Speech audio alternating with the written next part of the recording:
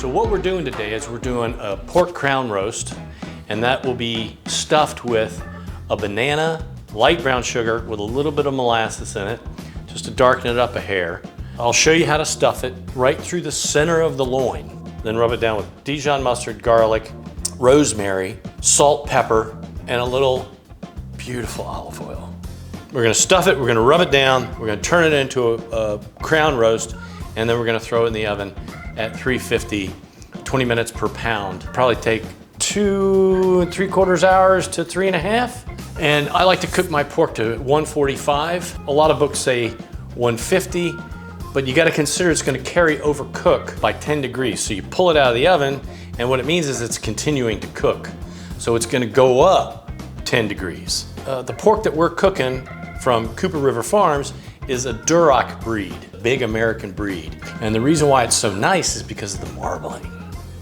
And the marbling is the fat content that's throughout the meat. The reason why you want a nice marbled piece of meat, like you go into the grocery store, you go to your local butcher, and you look at a ribeye, or you look at a pork chop. You see the fat grain throughout the meat. That's a good product. If you don't see that, then you're looking at an inferior product, depending upon what it is. It's, you know, like brisket, you barbecue, you cook the hell out of, and you slice it, but there's not a whole, there's more fat on top than there is inside. The marbling of the meat determines the tenderness and juiciness of that product from cooking to eating. So you want a nice marbled piece of meat, and that's what Duroc is.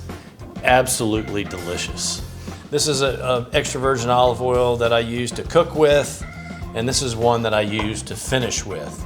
So my oven is cold, so before I get my mise en place out, everything in its place, all my pans, pots, the rest of my ingredients, and so forth, I'm gonna turn my oven on, confection roast. We're gonna preheat it to 375, and then we're gonna reduce it down to 350, and we're gonna confection roast this bad boy at 350. Whenever you're preparing a piece of meat, whether it's on your grill, whether it's in your oven, whether you're poaching it, sauteing it, braising it, bring it out and let it sit out at room temperature for a while. You can see the nice marbling in there, and the color, nice and pink, and it smells clean. What I'm gonna do is I'm gonna make our banana mixture first. So we're gonna take some brown sugar. I like light brown sugar. Dark brown sugar is a little bit too sweet for my taste for this recipe. I can control the sweetness with a little bit of molasses, so I'm actually making a semi-dark brown sugar. I'm gonna add a little bit of molasses.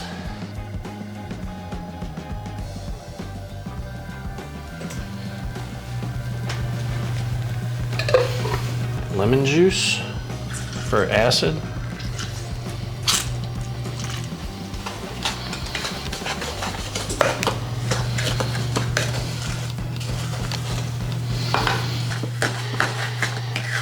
You can definitely smell it. Yeah? Oh yeah. Does it smell good? Oh, it's starting to smell great. Yeah. Pork goes well with any types of fruit. Also goes well with Swiss chard. Pork is a very versatile meat. I'm not gonna mash them up. We wanna just coat the bananas because they'll get mashed as we stuff them in the pork. But so why I'm doing this first is the flavor has a chance to marinate before I put it inside the pork. All right, just a touch to complement the glaze. And then I'm gonna use this nice olive oil. Let me show you the difference, the oil. So this is an extra virgin olive oil from the store. Okay, can you see that color? Yeah.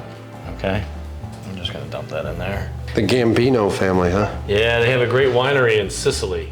And we went over there and I bought their olive oil, and I tell you what, the nuttiness, the sweetness is amazing. Come on, baby. Oh yeah, you can see the color. Yeah, you see the difference in the color? I hope they can on the camera, but I can definitely see it here. It's a lot darker, a lot richer. Put that in there. So I would use this for finishing. You can also use just a regular olive oil blend, which I use in the restaurant business, which is canola and extra virgin olive oil, 90% extra virgin, 10% canola. It's a lot more cost effective. So now we're just gonna kind of manhandle this. Careful not to mash the bananas too much. I mean, they're gonna get mashed anyway. Just a little bit. Oh, God. Right there. Oh, man. Oh. Yeah? Yeah. Huh? Yeah. Yeah. When you're building a flavor profile, you have to think about how many taste buds can I hit? So I've got sweet, savory, fruity, acidic. You can't really go wrong with it. So you're thinking about the building blocks in the flavor profile that you want in the end.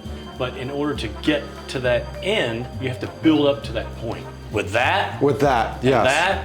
Yes. you've got two building blocks that will help accentuate. This will help accentuate the rosemary, the garlic, and the mustard rub, which we're gonna make now. Duroc pork in the 1800s, it was actually farm raised in New Jersey and New York, right?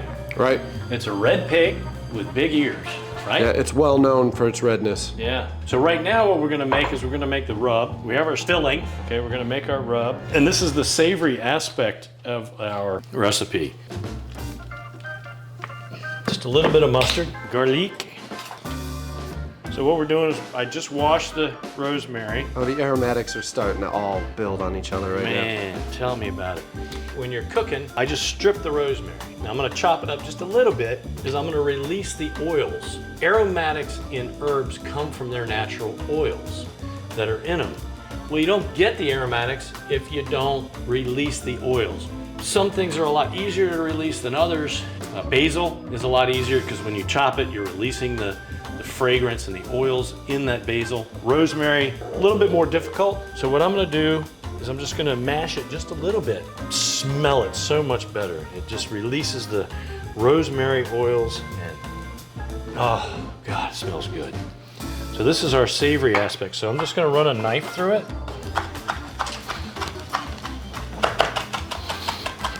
And that's it, like that. Throw it in our mixture here. So I've got our garlic, Dijon mustard, and rosemary. I'm gonna add a little bit of nice olive oil. And you don't need much of this stuff, it's pretty powerful.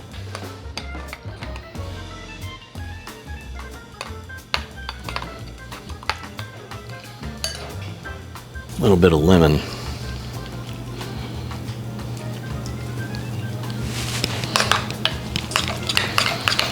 I tasted this, now I'm gonna taste this.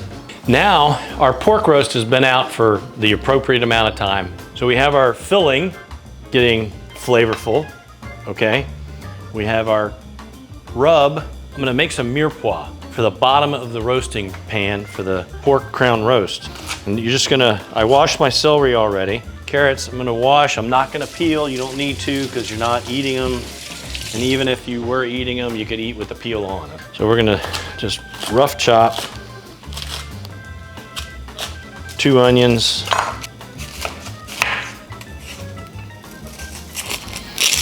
Boom. You have all that nice liquid, the juices from the roast going into the bottom of that pan. I've always been a firm believer, you don't want to waste flavor. So why not add to it? We're gonna add mirepoix to the bottom of this pan. At the end, we'll see what we have. I'm gonna put just a touch of water in the bottom so we don't get too scorched. And if I like what I see, then I'm gonna add the glaze to it. And then we'll strain the glaze. Bourbon in the bottom, add the glaze that we already made, strain it out, and then top the rack with it. I'm adding flavor from the bananas and the sugar and the molasses. I'm adding flavor from the rub, mustard, rosemary, garlic, touch of lemon, touch of beautiful olive oil. And then we have mirepoix. So you're adding flavor from the roasted carrots, celery, and onions. And then you have all that coming together and that goes on top. So quite possibly, if we're successful, it'll bring all those flavors together. In the end, is just magnificent. Now I chose to use a throwaway roasting pan because I don't want to clean it afterwards. I'm not in a commercial kitchen, I don't have a dishwasher. The dishwasher's named Fred, that's me.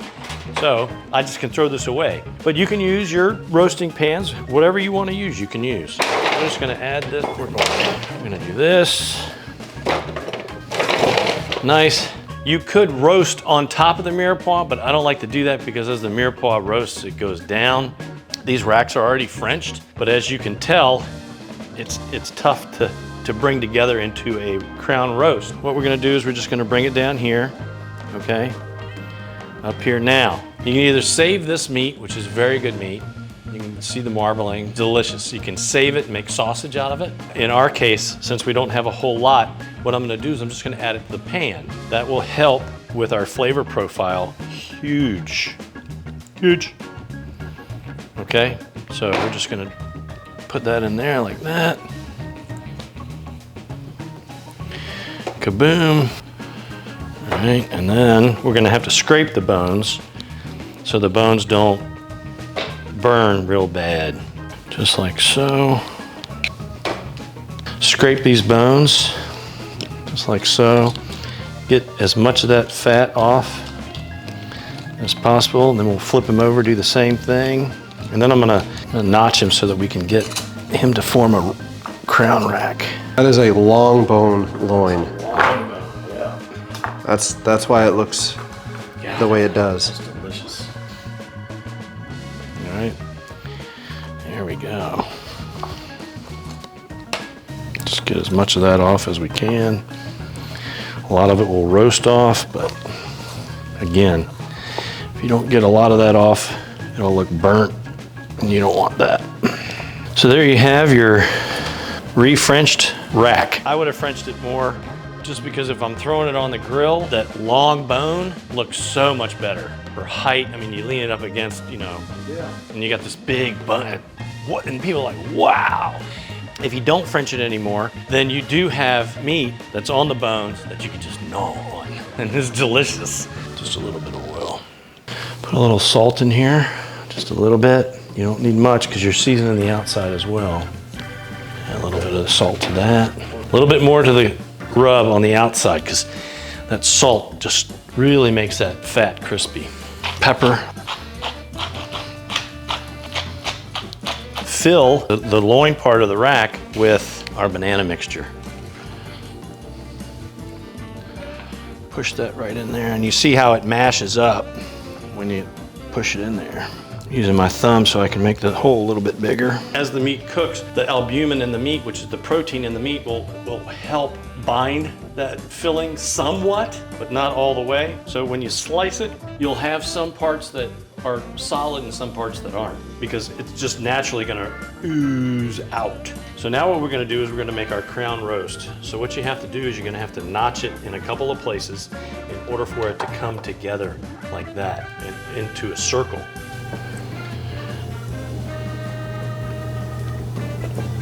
No fancy knots, just a regular knot.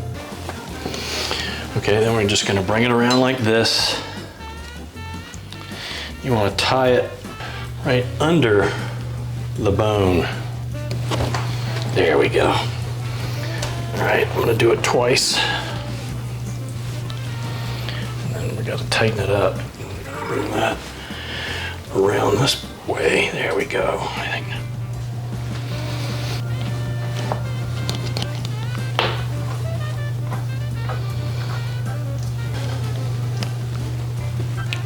We'll make it look pretty here in a second.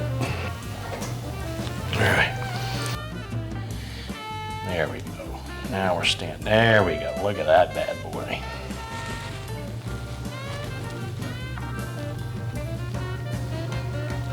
There we go. Good when she's done.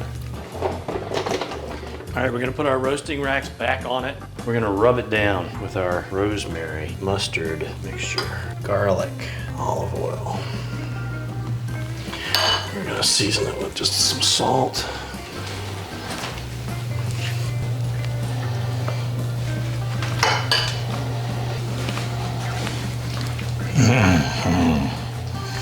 Get it underneath.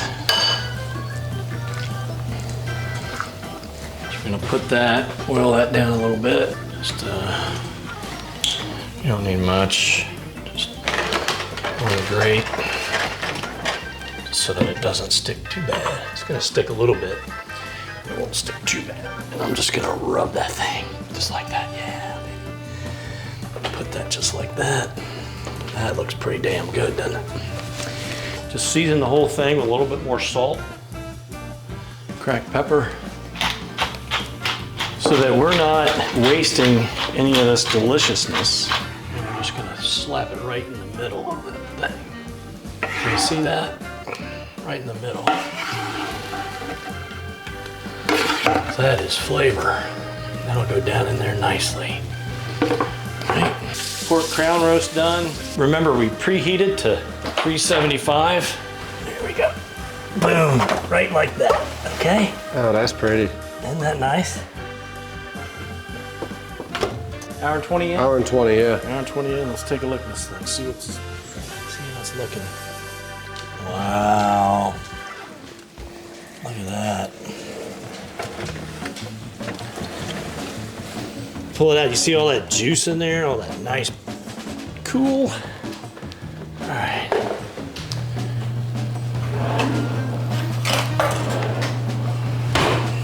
Mix this up. You don't want to waste anything. I'm just going to pour it right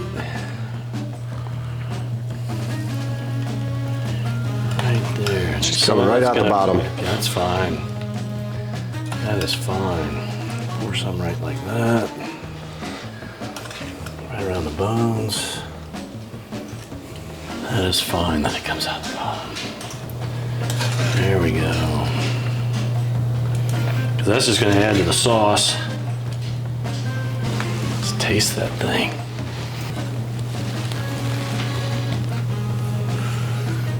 That's just a trimming with no seasoning. Yum.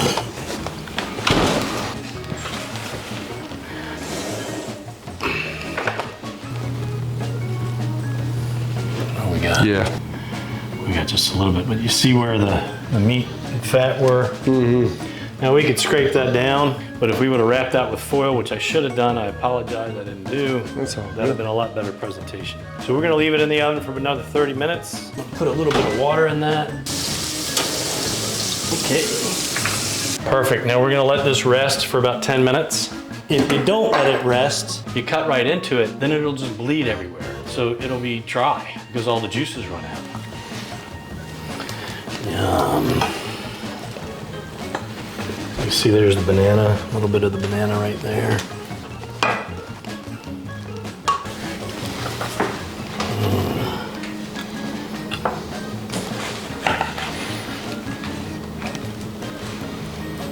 Nice little pink in there. Oh, yeah.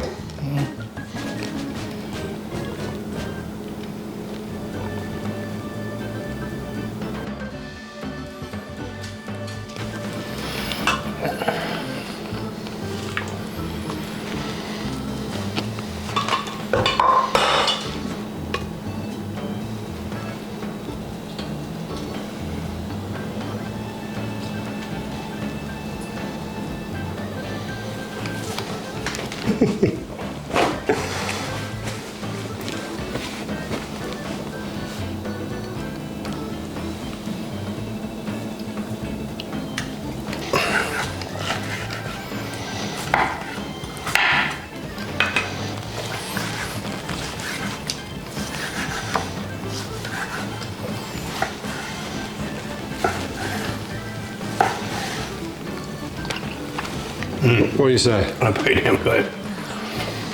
Pretty daggone good.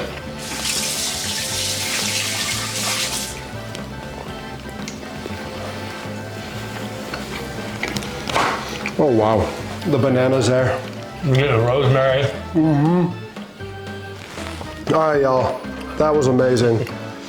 We're gonna eat I'm gonna eat. for like 6 days. And we'll see you later. Thanks again, Fred. I do. We're in Fred's kitchen, everyone. This is amazing.